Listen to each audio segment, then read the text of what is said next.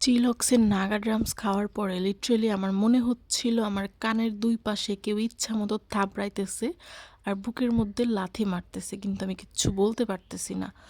আমি আজকে আপনাদের সাথে চিলক্সের একটা ভয়ঙ্কর অপিনিয়ন শেয়ার করব।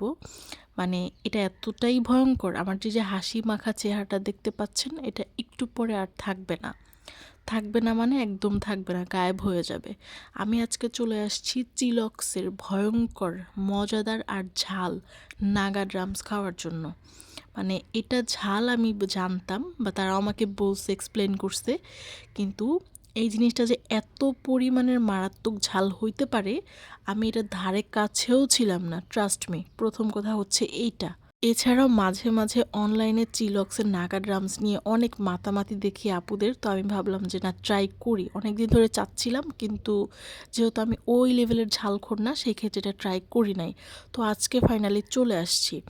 মানে আমি তো চিলক্সের নাগা ড্রামস পেয়ে এক বাইট দিয়ে দিছি। প্রথম 2-3 বাইটে না আমার কাছে তেমন কিছুই মনে হয় নাই, মানে নর্মাল।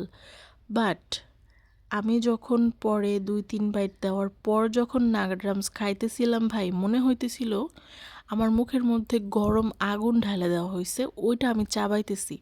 মানে এটা যেমন গরম তেমন ঝাল। এই পুরা নাগা ড্রামসটার মধ্যে কয়েকটা বোম্বাই মরিচ বেটে কোট করে দেওয়া হয়েছে। মানে এটা ওই লেভেলের, ওই সিচুয়েশনের ঝালখোর ছাড়া কোনো মানুষ খাইতে পারবে না।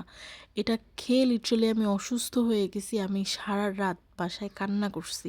এটা এমন ঝাল, আর অতিরিক্ত ঝাল খেলে কিন্তু মানুষ অসুস্থ হয়ে যায়।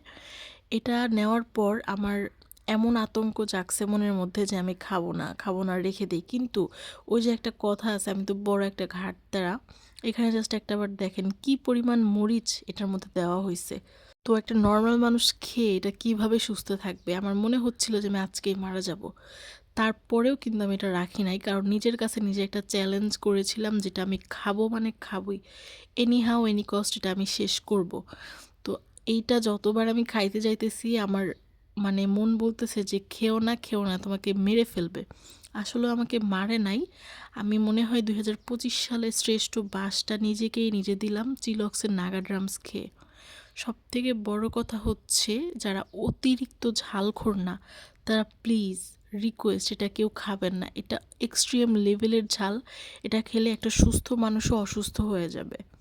মানে এটা আমার অপিনিয়ন, যেটা খেলে একটা ভালো মানুষও অসুস্থ হয়ে যাবে। আমি লাইফে এটা নিজের কাছে নিজে প্রতিজ্ঞা করছি, চিলক্সে আর যাই খাই না কেন নাগা ড্রামস আমি কখনোই খাবো না। তবে আমার কাছে একটা জিনিস মনে হয়েছে, নাগা ড্রামসের সাথে এই চিপ টাইপের কোল্ড ড্রিঙ্কস না নিয়ে কোল্ড কফি বা ওই ওই টাইপের কিছু নেওয়া উচিত ছিল। ওইটা এটার সাথে ভালো একটা, যারা ঝাল খেতে পারে তাদের জন্য ঠিক আছে। মানে আমার খুবই একটা ভয়ঙ্কর এক্সপিরিয়েন্স হয়েছে, আমি আর কোনো দিন খাবো না।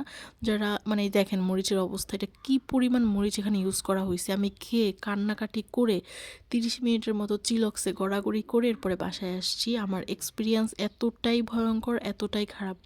লিটারালি আমার চোখ মুখ ফুলে গেছে, আমার চোখের নিচ থেকে পাতা যে ইয়াটা থাকে ওটা ফুলে গেছে একদম, আর ঠোঁট পুরো একদম লাল হয়ে গেছে। এত ভয়ঙ্কর, আমি আমার লাইফে দ্বিতীয়বার আর কোনো দিন খাবো না।